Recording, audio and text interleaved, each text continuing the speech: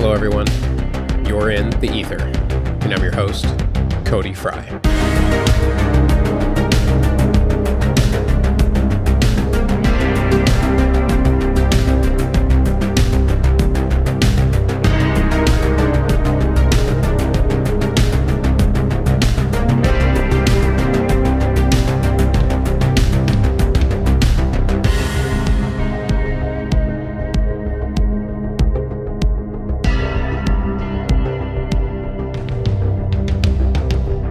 Welcome back for Season 1, Episode 6. Got another great show for you guys here today. Thanks so much for joining me once again.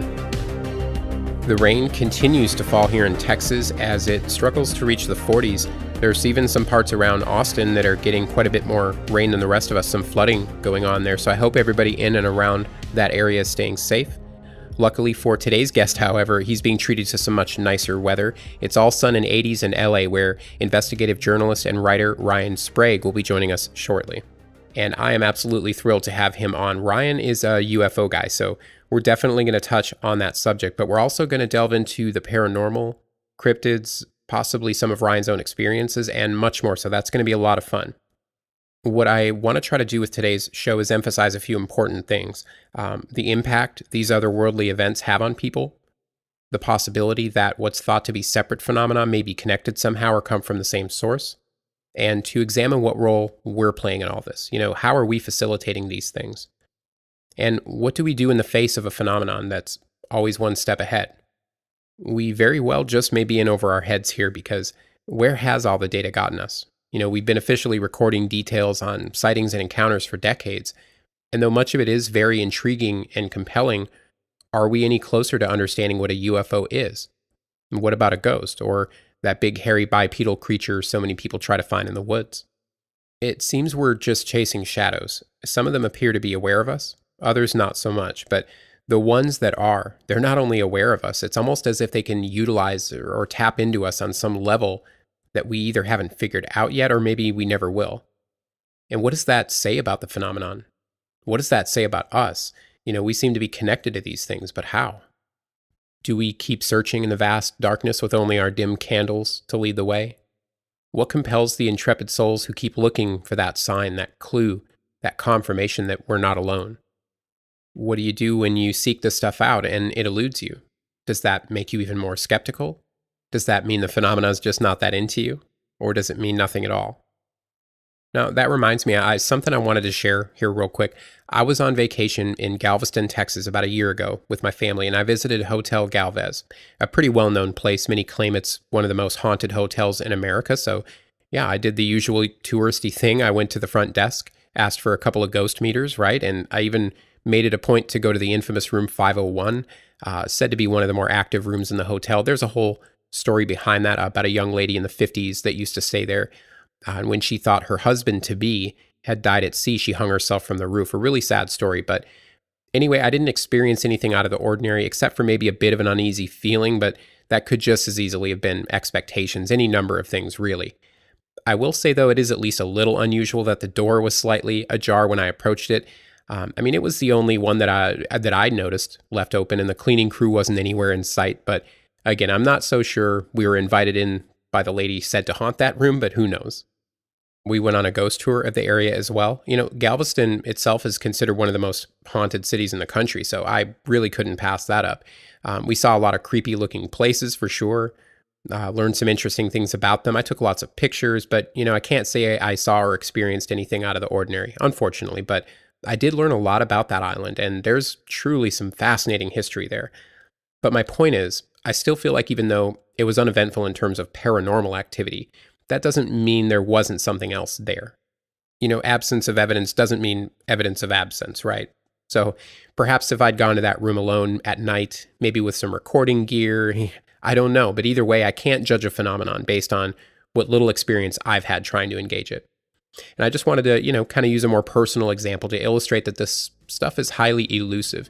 It's personal. It is shrouded in mystery and layer upon layer of pop culture references, assumptions, expectations.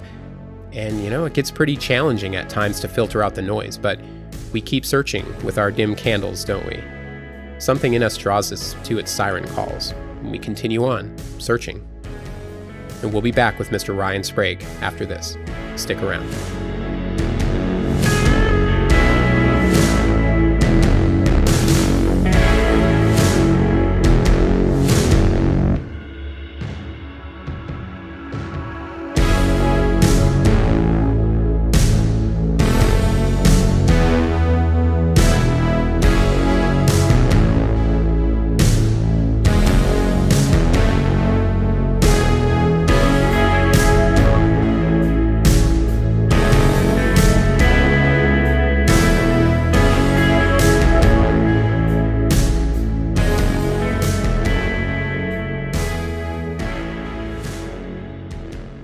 Welcome to the show, Ryan. Thank you so much for taking the time to come on. I really appreciate it, my friend.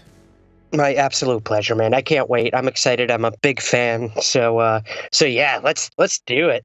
Well, thank you, man. And same here. Absolutely. So you are, of course, a writer, an investigative journalist. You're host of the Somewhere in the Skies podcast, which recently joined the KGRA radio network. Congrats on that, by the way. Thank you. Thank you so much. Yeah, I love the work a lot of the people do over there. Yeah, you're in great company. Absolutely. It's intimidating, but I'm going to just run with it. And yeah. Well, you don't have much of a choice now. They pulled me in, I know. They did. So you also wrote the book Somewhere in the Skies, A Human Approach to an Alien Phenomenon. And you were featured in Robbie Graham's UFOs Reframing the Debate book, both of which are great. And most of your work centers on the UFO topic, but with a strong emphasis on the human aspect, our relationship to the phenomenon. And I have to admit, of all the fringe and out of bounds phenomena I'm into, UFOs are right there, if not at the top, probably tied for first place. I'm not sure why. I've never known why. I've never seen one, and I think that I'd really like to, but you did. And I wanted to just kind of dive right into this thing head first with that, if you don't mind. But in the spirit of the human factor here, just maybe go a slightly different direction. So could you maybe talk a bit about what you experienced that day? And further, is it safe to say that event gave you an unexpected shove down this path you're currently on today? Oh, no doubt. I mean, yeah, for me, it was definitely an origin story. I always like comparing it to, the comic books. I'm a huge comic fan as well. Right. But I had my Peter Parker moment, I guess, when I was 12 years old. Yeah, this was in Central New York. This was 1995. So put yourself back in a time machine, back to the mid 90s. I'm fishing off a dock, and I see this reflection in the water. These three white lights. And first, I thought it was something in the water, so I start peering down. Then I realize it's actually above me. This is definitely a reflection. So I look up, and just hanging there were three white lights and one hazy sort of reddish orange light in the middle. And it was silent. Whatever this thing was above me, it was completely silent.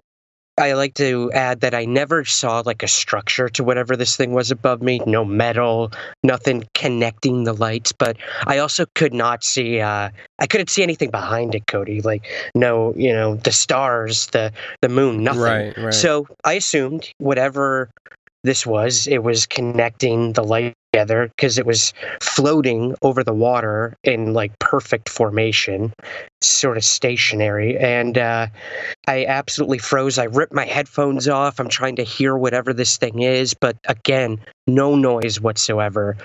I try to yell for my dad. He's in our motel. I try to yell for him to come out and look at this thing, and he's watching a Yankees game inside, so I can't get him away from that. Sure. And I could barely get any noise out either. I was just terrified and frozen there. So eventually I was able to get him out there, and he sees the tail end of this thing as it's going towards the border of Canada.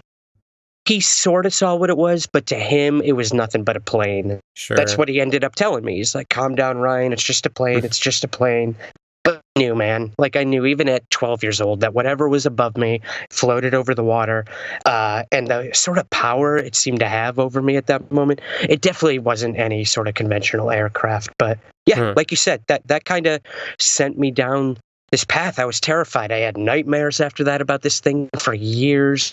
I didn't really talk about it with anyone. And that's when I started, secretly taking out all these UFO books at the library. And anything I could get my hands on, I sort of had that door opened to me at that point, and the rest is sort of history, man. Yeah. Well, that's very interesting. And I know it's kind of expected, but I love to hear how people steer into this stuff, especially when there's an extraordinary event that kicks it all off. I just find that fascinating. Now, there's a lot of different UFO camps out there. Many emphasize the material aspect, as in what was it, how big was it, what color, etc. Others swan dive right down that rabbit hole, right? Like, Oh yeah. which alien race was it? What nefarious agenda are they operating behind? What's the government's knowledge and involvement? And there's so many directions one could go with it. And I like how you can entertain and talk about this stuff without going all in, right? And I like where you stand. In fact, you start your book by saying UFOs are here whether we like it or not, which is a great quote. But instead of going way off the grid with, speculations, assumptions, the rabbit hole you go down is the one that examines us. And look, the more you pay attention to other phenomena, if you're being intellectually honest, you can't ignore the parallels. I mean, look at Skinwalker Ranch, right? Here's a place where a scientist witnessed an 8-foot-tall creature crawl on its elbows out of a hole a few feet above the ground, a portal, as he called it, and go on its merry way in our time and space. Right. This is the same place where silent, tangible, unidentifiable crafts of all shapes and sizes, all kinds of bizarre light activity, cattle mutilations, discarnate voices, and various other trickster phenomena are all part of life for the natives there.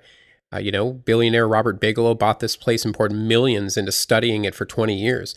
In fact, he just sold it recently to somebody else who's apparently continuing the study of this, as John Alexander coined, precognitive sentient intelligence in that area. So what are your thoughts on the possibility, I'd almost go as far as saying the likelihood, that these things are connected somehow, perhaps even different versions of the same thing, and not necessarily just Skinwalker, that's just one example, but what kind of implications do you see arising from that? And more, what's your take on the paradox we seem to be in, where on one hand, we feel a responsibility to try to understand this, but on the other, these phenomena always appear to be one step ahead of us. Always. Right? And so are we just way out of our league here? Man, I'm at the point where, so when I'm growing up, I strictly was all about UFOs. Like, that was it for me. That was one phenomena. It was not connected to anything else. And I think a lot of people tend to do this, and I can't blame them for that.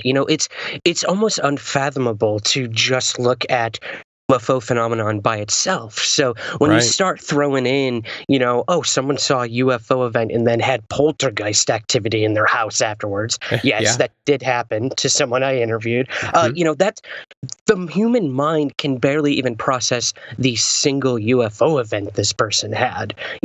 So I think Skinwalker is a really good example of this. I've been paying very close attention all of that's going on lately, and like you said, we had Bass look at this area. These scientists from all over the world brought together to study these things, and even they come away scratching their heads saying we're no closer to an answer than we have been before. And if they can't seem to tap into these things, how can a witness do that as well? So Exactly.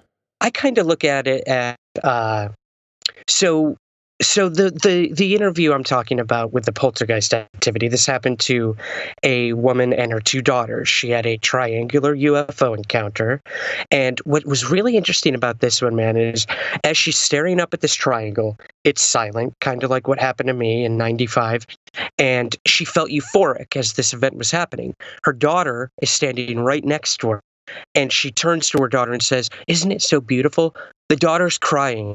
She's terrified, and she's covering her ears and saying how unbearably loud the craft is. So, I mean, what is going on there, man? You've got 2 perceptions of the same event happening at the same time.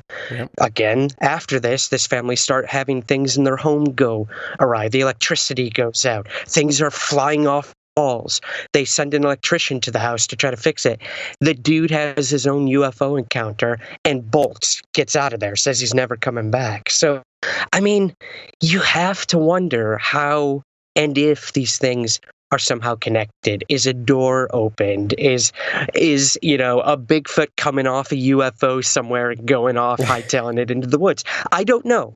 I can't pretend an answer for if these things are connected. But the further we move away, I think, from the hard sciences, the better chance we have of really not understanding, but accepting these phenomena. I don't know if we're ever going to truly understand them, but like you said, it always, no matter if it's UFOs, ghosts, cryptids, anything, it always seems to be one step ahead. So instead of trying to keep, chasing that carrot in front of us that's dangling, I think we should just accept that we're never going to catch the carrot, but we're going to keep trying, and carrot looks pretty damn good from here. So It does. And, the dog is always going to chase the cat, even though he may never catch it.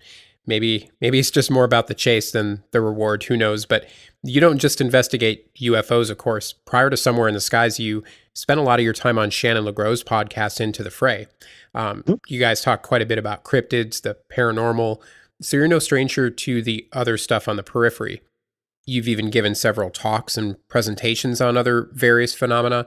And speaking of, you went to Halifax last year up in Nova Scotia with a few other people, Micah Hanks, Greg Bishop, Paul Kimball.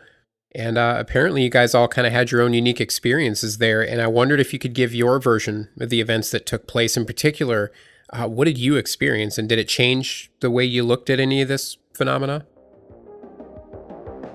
Hey guys, I just want to pause here for a moment. Producing the Aether, it's something I enjoy more and more every week. Watching it grow, seeing it reach people, the relationships I'm building with others in the audience, I don't take that for granted. I value those things a great deal, and I really hope that translates and that these episodes resonate with you, that they're of value to you. And if they are, now's the time to get involved. Each and every listener doesn't make the difference, they are the difference. So you can make that difference by subscribing, rating, and leaving a review on iTunes. It's completely free, it takes 1 minute, and in doing so, you're not only showing your support, you're literally pulling the Aether out of obscurity and into the light of day. I can't do it without you. So if you have an iPhone, you can do this right from your Purple Podcasts app. Just pull up the show, scroll down, and you can rate, review the show right there, or just pull it up on iTunes itself. Either way, it's really easy. And, I think this show has a voice. It has a place, and you're all part of that place. In fact, you are that place. So again, thanks so much to those of you who already have left a review. Every single one is immensely important at this stage. So please, guys, help the Aether reach its first goal of 25 reviews on iTunes. And I promise the show will only get better from here. But again, I need your help to get there, okay? Also, don't forget to stop by, like, and follow the Aether Podcast Facebook page.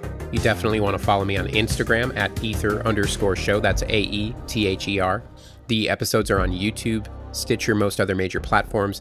And if you have an interesting story or an experience you want to share, or if you're interested in becoming a guest on the show, please email me at theaethershow@gmail.com or reach out to me on social media. I'd love to hear from you. Yeah, so I'm writing a new book all about what you and I are talking about. Oh, really? I haven't really. This is actually an exclusive. I nice. I started it. You heard it here, folks. Yeah, right here on the Aether. I'm going to be writing all about these connections and people I've talked to who've had the experiences.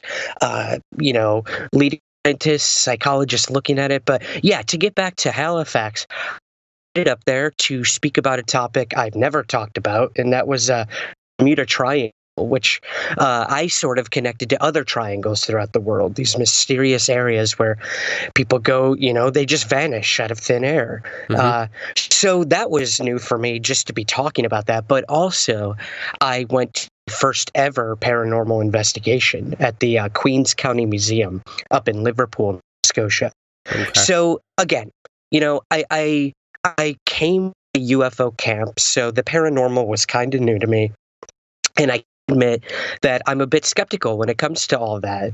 But I went in with an open mind, and the minute we got there, man, like I could just feel it. I could feel it in the museum, like something was up. Maybe it was anticipation. I can't really tell you, but we're sort of through the rooms, and our guide, she into this room where once these children used to play, a little play area in the museum once went off to do their thing, their legend tripping, as it were. And I guess there was supposedly supposed to be the spirit of a young girl in there. So immediately I'm like, okay, so you're already telling us who is in the room. So that's kind of leading me to begin with. Again, my skeptical is wrong. But we get in the room and we start using this thing called Spirit Box. And for any of your listeners who might not be familiar, basically this thing goes through like radio transmissions, like a new transmission every half second. So you're never hearing more than like, a shred of a word coming through, a song, a commercial, whatever. One would assume you're going to actually hear anything, but these spirits supposedly can tap into and use these things to try to communicate with the living.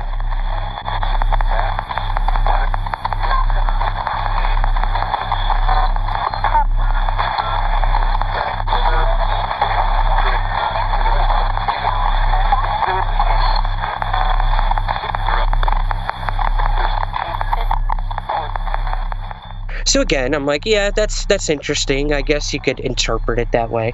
But I'm telling you, man, the minute we got in there and we started, using the Spirit Box, full words were coming through of a young girl.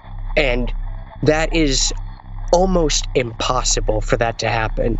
Whimpers, eyes of a young girl were coming through. Again, how many radio stations are going to be playing a little girl crying at the same time that it could, that could come through? So, my ears were obviously perked at that point. Like, okay, this is interesting. We start asking it, what's your name? And apparently her name was Lucy. That came through to us. And are you scared? Yes, she's scared. Wants to come down to your level. Yes. So we all sit down in this room to talk to her. We turn the Spirit Box off at that point because it's distracting at that point. We're like, let's try to communicate with her purely, through the room.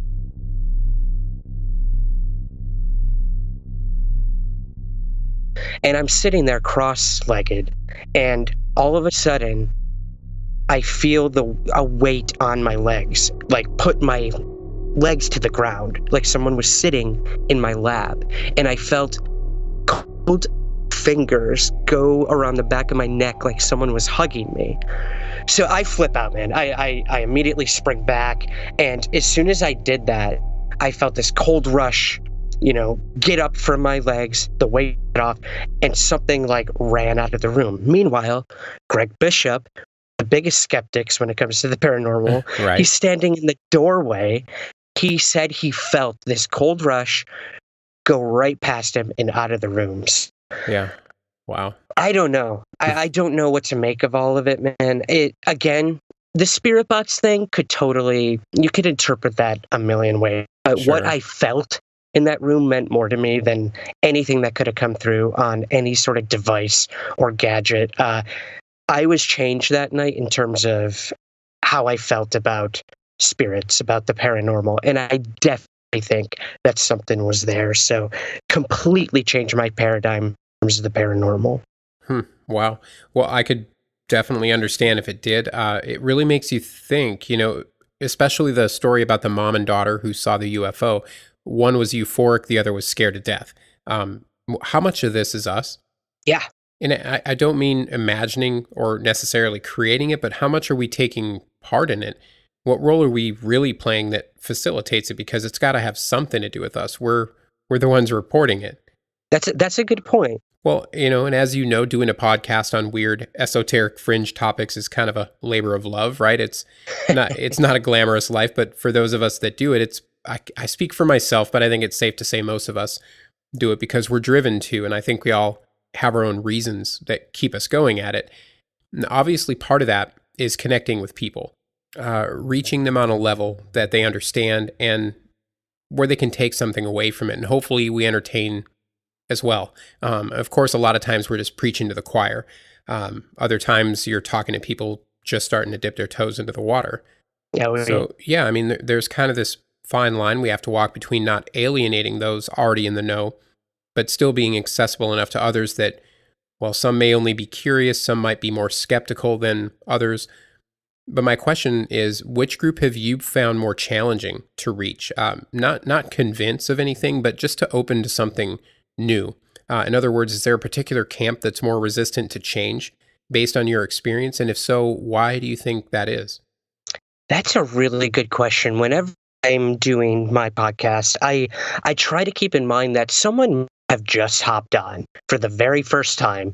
Maybe they typed in UFO in their iTunes search or their Stitcher search, whatever, and they're curious, and you always have to keep that in mind that these people aren't going to know who Stanton Friedman is, who Bob Lazar was.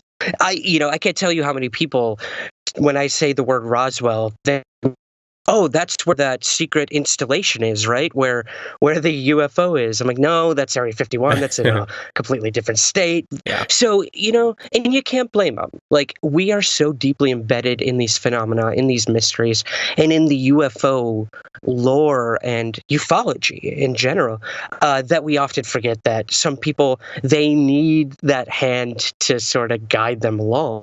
So, in terms of resistance, I've actually found that the people who are new to this topic are actually much more open than some of the people that have been in this quote unquote field for a very long time.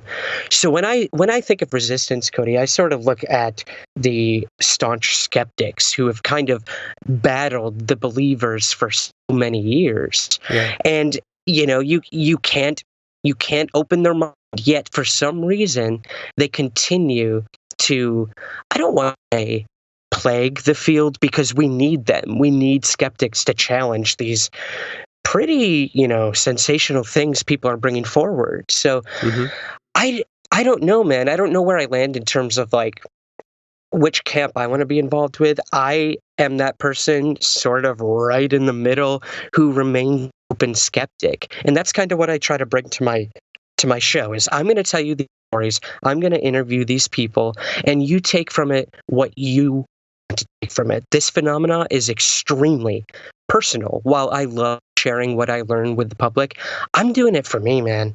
I want answers to these mysteries for myself before I leave this earthly plane. And, as soon as able to admit that and say this is a very personal journey, I think that's really when you're going to get these passionate people looking at it. So, of course, I'm going to share my information. I'm not going to hold it to the chest. But at the end of the day, before I leave this earth, I want to know if we've been visited by some sort of non-human intelligence. No, I like it. And I share that same goal with you, my man. I truly do. I also like how you brought up the general public's awareness, right? The image. And that's a big factor in all this. I mean, as fascinating as this stuff is, for all the data, the good data and info out there on it, and there's a lot, most people's image of UFOs, paranormal, like you'd mentioned, leading figures like Stanton, Lazar, they're probably going to be based on, or at least heavily influenced, right, by the last movie or TV show they saw. So I think it's important to give those people, especially those people, good information. And I hope they come to you for it. I think they can and they should. I hope they eventually come to me for that good information. And, what they choose to do with it at that point is up to them.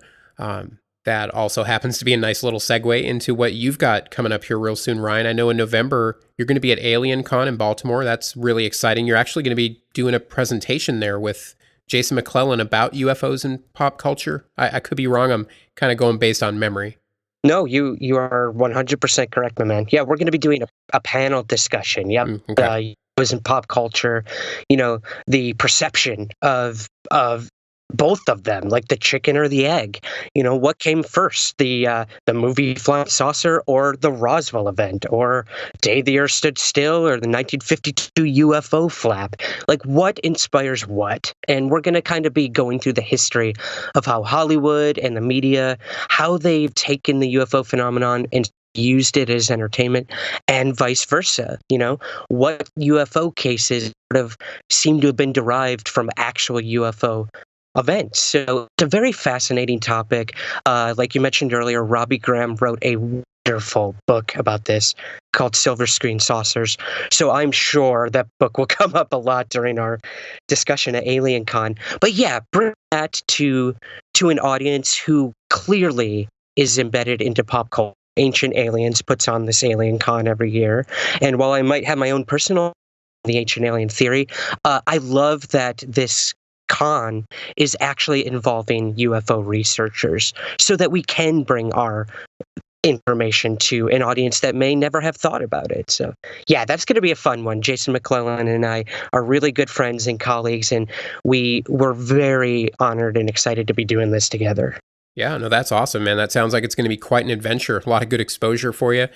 You mentioned, of course, the main attraction being the Ancient Aliens guys. So I wanted to say, I have to confess that show, as silly as it oftentimes is, it got my attention years back. Those earlier episodes, I want to say around 2010, a few of them were actually really good, and they got me thinking. And I've always been a pretty staunch agnostic, but I caught the show at a time in my life where I was just, I suppose, receptive to some new thought and getting into some new things. And yeah, I have to credit that show for being more or less the springboard I used to dig further into some of these topics and discern them for myself.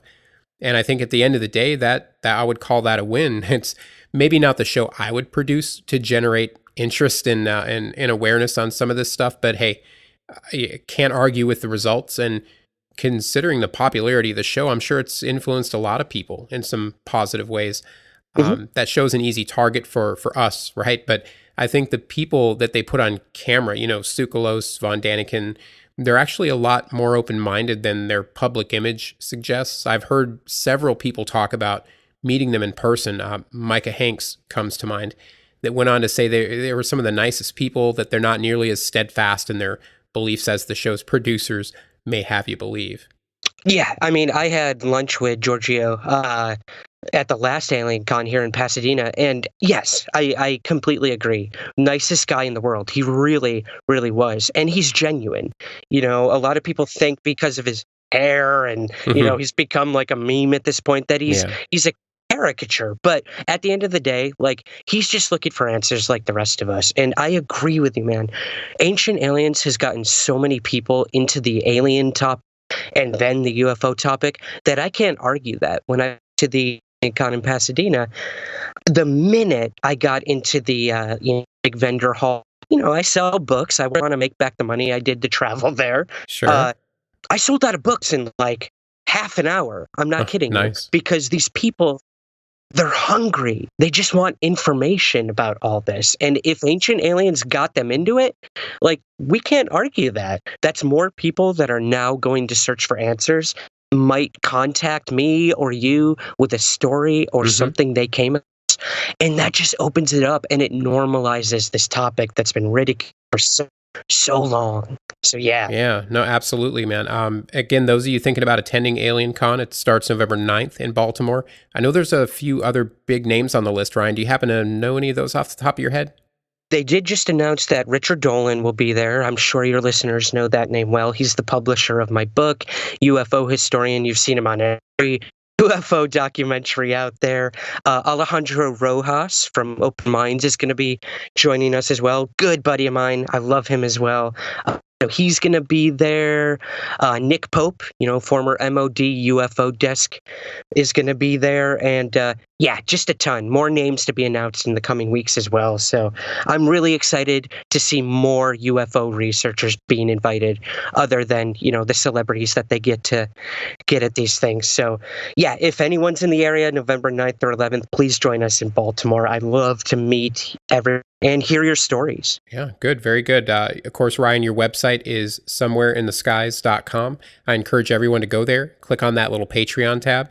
And I can't recommend your books enough. They're available on Amazon and other retailers. You're on social media. Besides the website, is there anywhere else you want to direct folks to go to check out and support your work?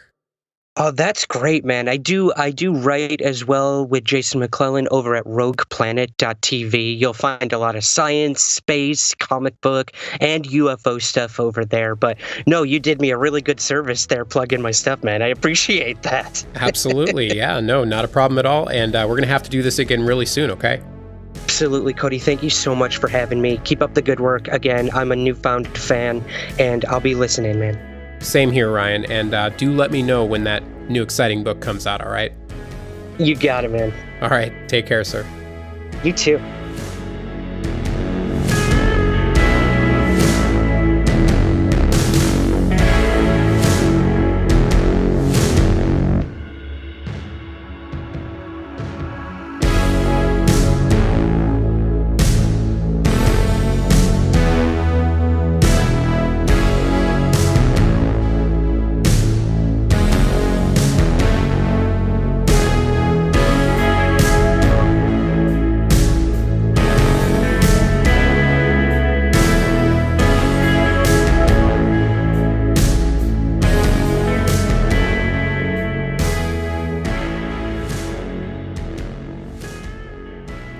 had an awesome time talking to Ryan today. You know, he's a great thinker.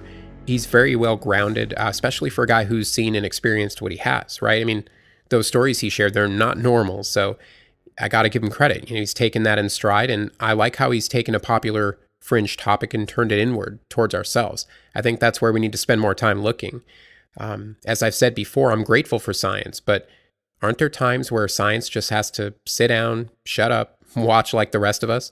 I mean, whatever it is we're chasing here, it's probably been around much longer than science, right? People forget sometimes, I think, that on the cosmic timescale, we're the newcomers. We spawn at the last second at 11:59 p.m. on the giant cosmic clock. So let's not forget that. And let's be humble, right? Let's not forget that we created science, and it's far from perfect. You know, it is not a system that can measure, study, and replicate everything that is, right? At least not yet. So what to do then? How do we observe, study, perhaps interact with, and learn more about this other side? Some use night vision goggles. Some use Ouija boards and other spirit communication devices. Some go out to the woods and knock on trees.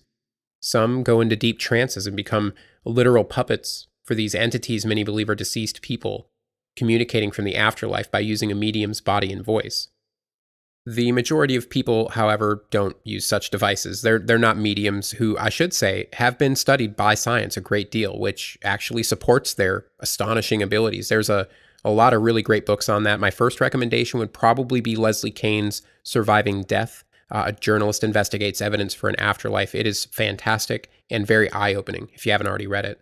But again, I think it's safe to say most people probably don't subscribe a whole lot to aliens visiting us, alternate or parallel dimensions, worlds, realities, whatever.